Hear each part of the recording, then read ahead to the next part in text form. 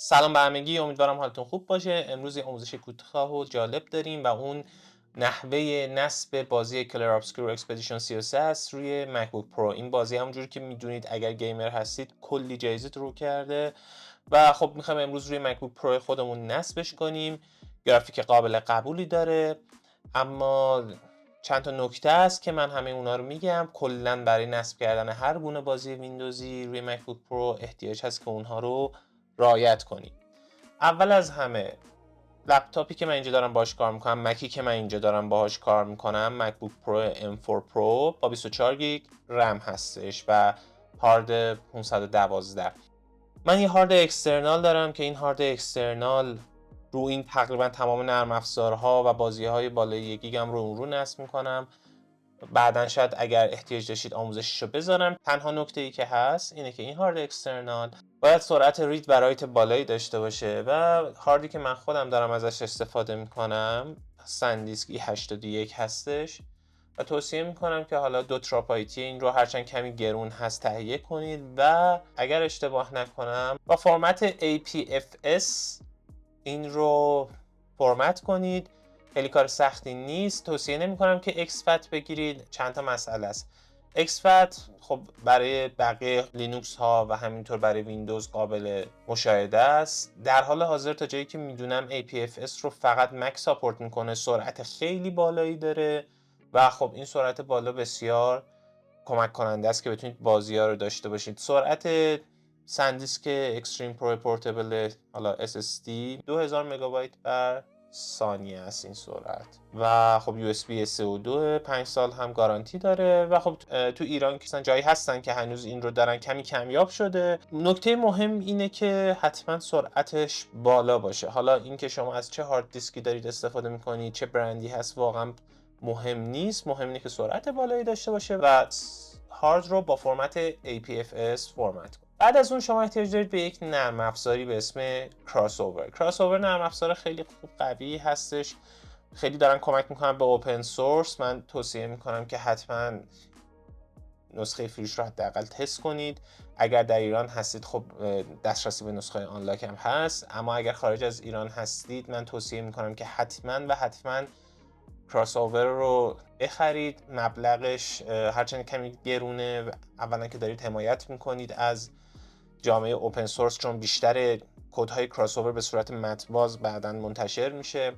دوما اینکه توی یک سری مناسبت ها مثل سایبر ماندی تخفیف خیلی خوبی میخوره و شما مثلا میتونید این گزینه $74 رو با $34 تقریبا، فکر میکنم حتی تا 60% تخفیف هم رفت این بخرید. خب این اکانت اینجوری نیستش که درست زده 12 ماه ساپورت. شما مادام العمر به لایسنس این نسخه دسترسی دارید، ولی برای نسخه های بعدی مثلا الان نسخه 25.1.1 هست تا به فرض 12 ماهتون تموم شده، مادام العمر به این 25.1.1 دسترسی دارید. ولی اگر بخواید مثلا نسخه بعدی 26 رو بگیرید، اگر تو این 12 ماه ساپورت عرضه نشده باشه، شما میتونید دوباره با حال پرداخت این مبلغ، فکر میکنم $30 $34-5 این رو لایسنس جدید بگیرید. ارزش داره بگیرید اگر اهل بازی کردن هستید.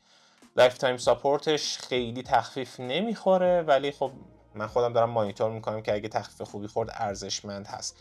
یه نکته، این نرم افزار برای کسی که کار میکنن هم روی لینوکس هست و هم روی مک، بنابراین تقریبا تمام چیزایی که داریم اینجا تو مک میگیم رو لینوکس هم براتون کاربرد داره. فقط یه نکته، نسخه آنلاک لینوکسش من حداقل دسترسیش رو تا الان پیدا نکردم به این نسخه. اگه کسی میدونه کجا نسخه آنلاک لینوکسش هست، نسخه های آخرش، نسخه های قدیمیش رو داریم. نسخه 21 هست ولی نسخه 25 نیست. اگر کسی میدونه از جایی میشه دانلود کرد بذاره توی کامنت ها که بقیه دوستان هم بتونن ازش استفاده کنن.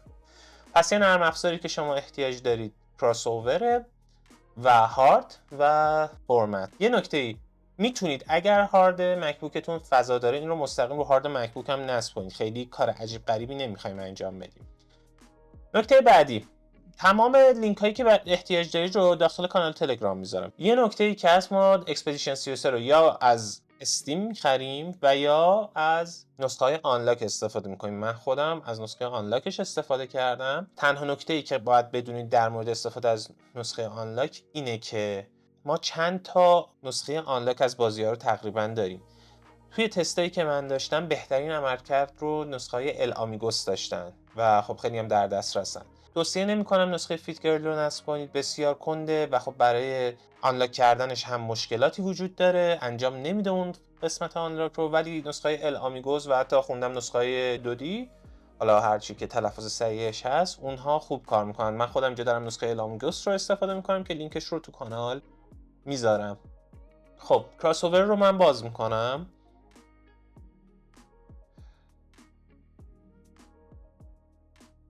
اوکی، من قبلا همین بازی رو نصب کردم و تست گرفتم. چند تا بازی دیگه هم دارم. بچه دیسپچ بازی که بهتون فوق العاده پیشنهاد میکنم نصب کنید. خیلی داستان قشنگی داره و خیلی راحت هم نصب میشه، یعنی اصلا چیز عجیب غریبی نداره. صرفا بعد بازی رو نصب کنید. کلر ابسکیور، ایج اف امپایرز و حالا نسخه دفینیتیو ادیشن استرانگهولد کروزیدر. خب من عادت دارم که فضای بازی هام رو هر کدوم رو جدا بذارم. چرا؟ چون مثلا بازی دیسپچ رو تموم کردم، میخوام دیلیت کنم. اینجا دیلیت میکنم، تموم میشه، میره، تمام فایل‌ها پاک میشه، همه چی اوکیه. و اینها با هم دیگه اورلپ هم ندارن، چون هر کدوم از اینها تنظیماتی میخوام. بنابراین توصیه میکنم موقعی که دارید بازی نصب میکنید هر کدوم رو توی باتل جداگانه‌ای نصب کنید، مگر اینکه دارید از استیم نصب میکنید. و اگر دارید از استیم نصب میکنید، خب اینجا وقتی استیم رو دارید توی این باتل نصب میکنید، روی اینستال که بزنید استیم رو نصب کنید، نسخه ویندوزش نصب شه، بقیه مشکلی ندارن. ولی برای بازیای اینطوری که بعد دست یه مقداری تنظیمات بدید، توصیه میکنم که حالا نظر شخصی علت خاص دیگه ای نداره، باتل جداگانه ای بسازید. خب میخوایم بازی رو نصب کنیم و اگر اینجا سرچ کنید توی کراس اوور، توی این محیط میتونید بازی مختلف رو مثلا تست بکنید. مثلا دیسپچ نداره، مثلا ایج اف امپایرز رو ایج اف امپایرز هست، دوم هست، خیلی از اینا رو ساپورتش رو داره. ولی یه بازی مثل اکسپدیشن 33 توی نسخه که من الان دارم ازش استفاده میکنم ساپورتش نیست. تو نسخه جدیدترش، یعنی اگر بخرید تو پریویوش میبینید که میاره. بنابراین من اینجا روی اینستال ان لیستد اپلیکیشن رو میزنم. دو تا نکته است. میگه که اول از همه باید اینستالر رو به من بدی. اوکی، من همونجور که خدمتتون گفتم اینستالر الامیگوس رو قبلا دانلود کردم. ایزو رو ماونت میکنم، میام اینجا و خیلی خوب من اینجا ادیت برای اینکه مطمئن بشم ستاپ رو انتخاب میکنم و چوز اینستالر میزنم. اوکی، باتل میتونم تو باتل قبلی نصب کنم، میتونم هم باتل جدید انتخاب کنم. من چون این یکم تنظیمات داره ترجیح خودم رو گفتم.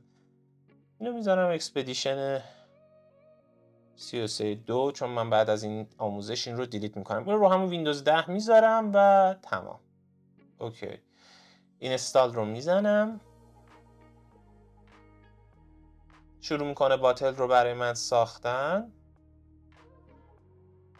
بچه یه نکته ای، من جای باتل رو هم باید بهتون بگم چی جوری تغییر بدیم. من قبلا این رو عوض کردم. اگه بیاین توی کراس اوور و تو قسمت ستینگز، خب توی اینجا باتل فولدر، سیستم اینتگریشن باتل فولدر، اوکی، شما میتونید اینجا بگید آقا مثلا هارد درایو منو انتخاب کن، کراس اوور باتل فولدرش رو خودتون بهش میدید.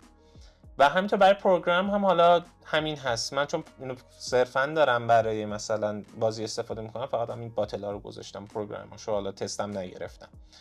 و از اینجا میدید اگر هم هارد رو متصل نکرده باشید بدونید که باتل هاتون رو لود نمیکنه. کراس اوور کار میکنه، باتل هاتون رو لود نمیکنه. بنابراین از اینجا روی این که کلیک کنید میتونید ادیت کنید و باتل جای باتلتون رو انتخاب کنید. من اوکی رو میزنم تو نصب، نکست. دیگه اینجا همه چیشو میذارم. دونت کریت بسازه.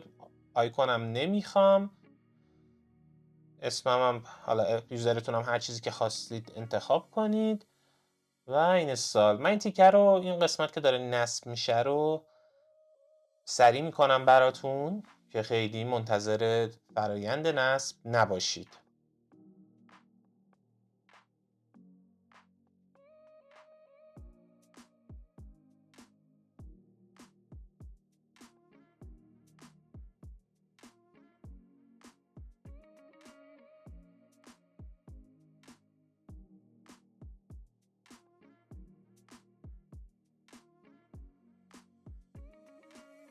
اوکی، بازی نصبش انجام شد و فینیش. و خب اینجا هنوز داره کار نصب رو انجام میده. باتل ایجاد شد. بچه میبینید من اینجا یه اکسپدیشن 332 دارم که خودم اسمشو دادم، باتل ایجاد شد. هنوز نمیتونیم بازی رو اجرا کنیم و احتیاج هست که یک سری کار انجام بدیم. حتما روی اکسپدیشن 33 کلیک کنید، سلکت باشه، اینستال اپلیکیشن اینتو باتل رو بزنید و سرچ کنید C++. فکر میکنم بهتره. بعد من اینجا آخرین نسخه‌ای که داره 64 بیتیش رانز گریت هم زده، اینستال انجام میدم. اگر دفعه اولتون رو دارید نصب میکنید بچه، چون دانلود میکنه اینستالرها رو ممکنه کمی زمان بر باشه، اما دفعه بعدی خیلی سریع این رو دانلود میکنه و نسخه مختلف رو 32 بیتی و 64 بیتی رو نصب میکنه 2015 تا 2022. اوکی، هنوز نمیتونیم بازی رو اجرا کنیم. اگر که من اینجا روی کلر ابسکور اکسپدیشن 33 دوبار کلیک کنم، از من میخواد که هارد اکسترنال رو بخونه و ارور C++ ران تایم رو میگیرم، با این که من C++ رو نصب کردم. کاری که باید بکنیم اینه که بیایم اینجا توی واین کانفیگوریشن، تو این قسمت بزنیم واین کانفیگوریشن باز شه، بیایم توی لایبرریز و اینجا چند تا از لایبرری هایی موقع نصب ویژوال C++ نصب شده رو به صورت دستی اووررایت کنیم که اینها رو بخون. 5 تا مورد هست که خیلی هم سخت نیست. 140 141 و 142 رو ما میخوایم. من 140 رو اد میکنم، 141 رو هم اد میکنم، 142 رو هم اد میکنم.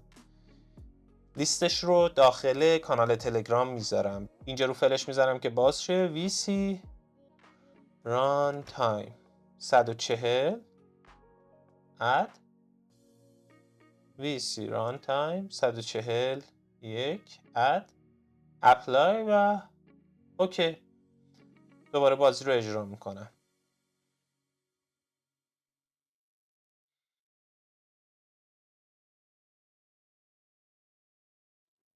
بچه همون جوری که میبینید بازی شروع میشه به اجرا. دفعه اول کمی زمان برتره نسبت به سریای بعدی، ولی الان بازی شروع کرده به اجرا شدن. اما ما هنوز وارد این که بخوایم داستان بازی رو شروع کنیم نخواهیم شد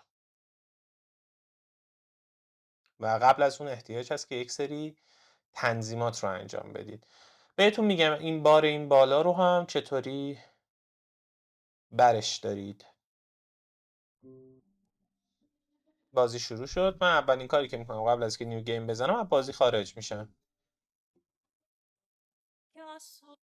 ما برای اینکه بتونیم بازی رو با کیفیت قابل قبولی بازی کنیم احتیاج هست که یک سری تنظیمات رو انجام بدیم و اگر که شما سرچ کنید crossover expedition 33 این لینک رو باز کنید، اینجا معمولا افرادی که اومدن و نوشتن چی جوری عمل کرد داشته رو، تو نسخه چی جوری عمل کرد داشته رو میبینید و هر کدوم هم هست کنارش اینه آی دارن و توضیح میدن و کارهایی که من دارم الان انجام میدم از اینجا به بعد از همین بنده خدای نفر اولیه که نوشته به صورت کامل که چطوری داره میگیره این رو.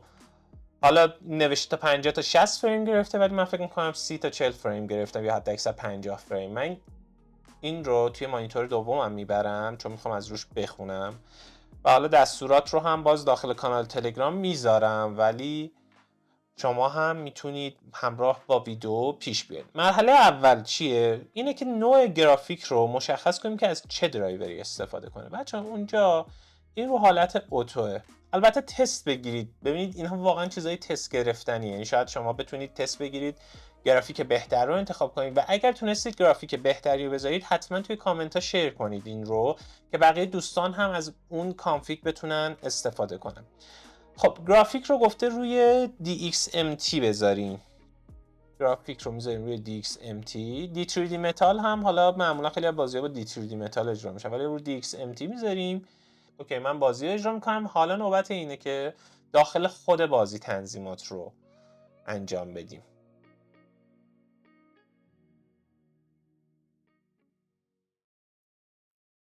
اوکی. برای دوستانی که این بالای خط دارن میتونید برید داخل قسمت ستینگ، وارد قسمت فکر میکنم گرافیک که بشیم، اینجا دیسپلی ویندوز رو بزنید روی فول اسکرین. اوکی و اپلای رو بزنید. مورد بعدی، خودش الان اومده گرافیک رو گذاشته رو TSR و روی لو. ایشون هم که تست گرفته بود، بنده خدایی هم که تست گرفته گذاشته روی TSR. من دفعه اولی که نصب کردم این روی AMD بود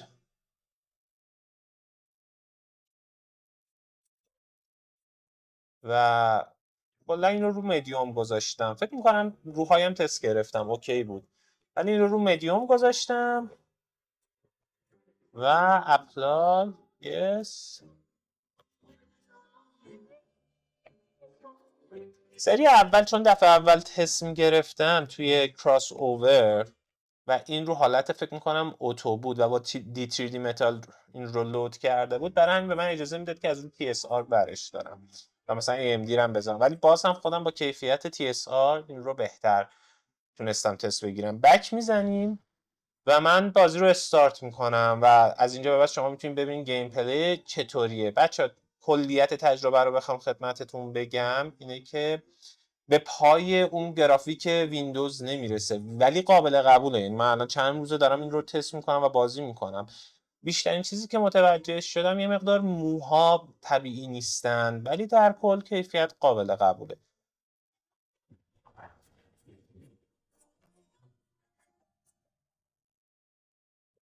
اپلای. توصیه میکنم بازی رو حتما با کنترلر بازی کنید. یعنی من تجربه بازی کردنم با موس خیلی تجربه جالبی نیست با کیبورد و موس، چون کلیدها جای درستی قرار نگرفتن.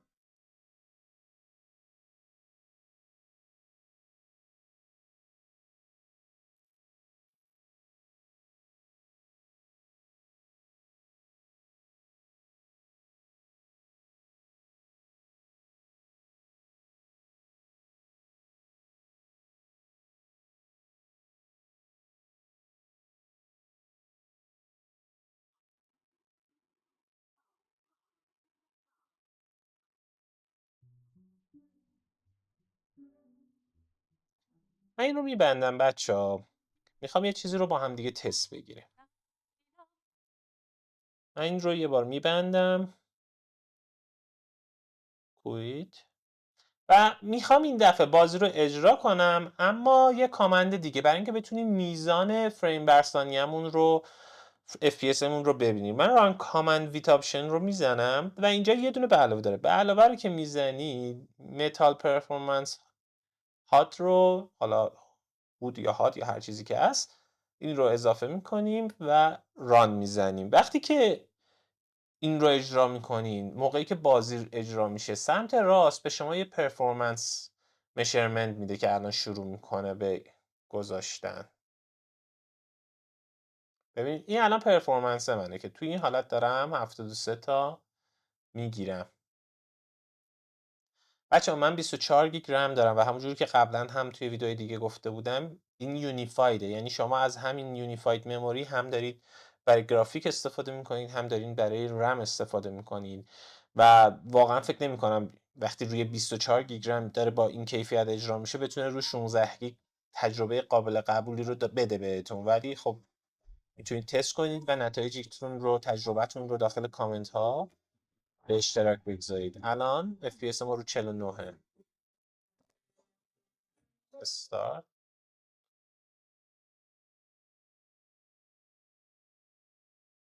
حالا شاید TSR رو روی لو میذاشتین، من الان رو مدیوم گذاشتم باز روی این بتونه کیفیت بهتری بهتون بده.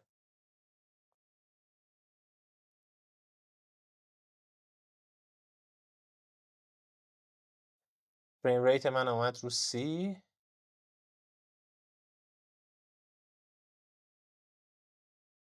بچه رو حالت روزتا داره کار میکنه. فریم ریت هم رو 22 21. خب این رو ما باید برگردیم و بذاریمش روی لو. من میخوام که این رو ببندم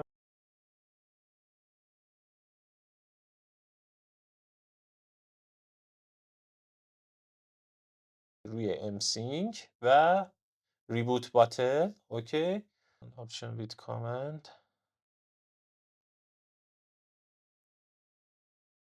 run.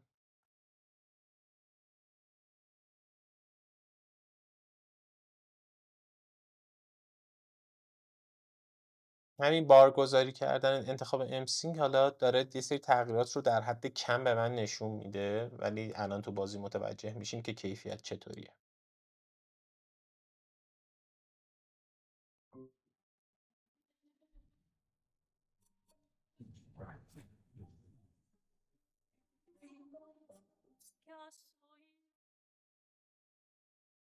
هرچی رم بیشتری دارید میتونید کیفیت بالاتری داشته باشید.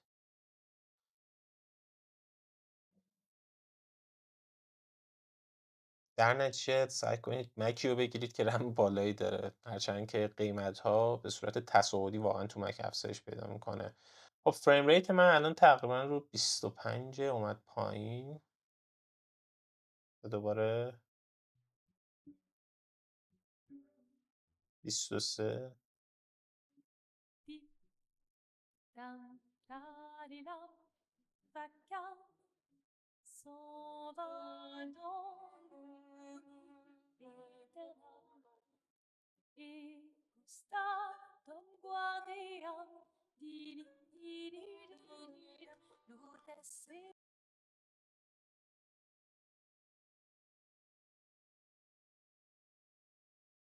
من داشتم این بازی رو از روی باتری اجرا میکردم، بازی رو از روی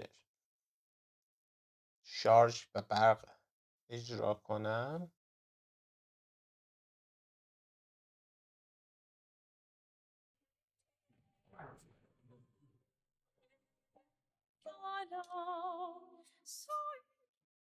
بچه اصولا تو بازی های مک نیتیو، یعنی پورت شده نیتیو، مثلا سایبرپانک، شما چندان تفاوتی بین وقتی که مکتون تو برق هست، یعنی تو شارژه، و وقتی که مک در حال اجرا از روی باتری خیلی تفاوتی حس نمی‌کنید. در واقع برعکس فریم ریت خیلی نزدیکه. بچه همونجوری که می‌بینید من الان که تو شارژ زدم دارم 30 فریم بر ثانیه میگیرم. توی کراس اوور این قضیه نیست، یعنی حتما موقعی که میخواید با کراس اوور بازی کنید حتما تو برق باشین، تو شارژ باشه و بتونید این بازی رو خوب تست کنید.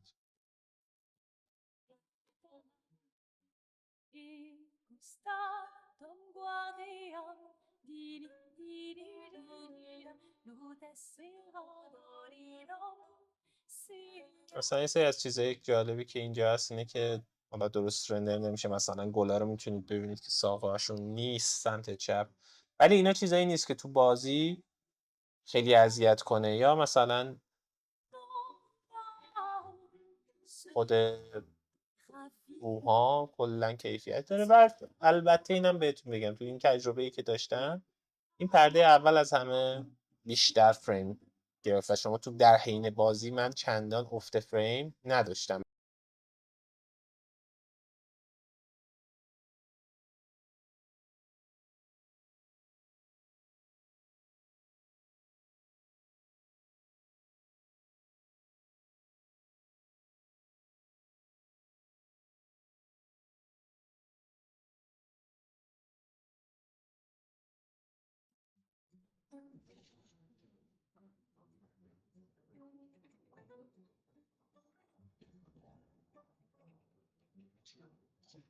تقریبا ما داریم اینجا همون 35 فریم 30 فریم رو میگیریم و افتش هم چندان محسوس نخواهد بود و معمولا این افته کمتر. البته الان هم من دارم چند تا نرم افزار رو با همدیگه ران میکنم و این کوالیتی پایین تر هست، یعنی اگر که من OBS استودیو رو نداشتم و رم آزاد بیشتری داشتم مطمئنم که افت فریم کمتری داشتم، چون تو تجربه ای که تو خود بازی دارم انجام میدم این افت فریم اونقدر زیاد نیست که الان دارم تو در حین ضبط میگیرم، که من فکر میکنم به خاطر اینه که داریم از چند تا نرم افزار استفاده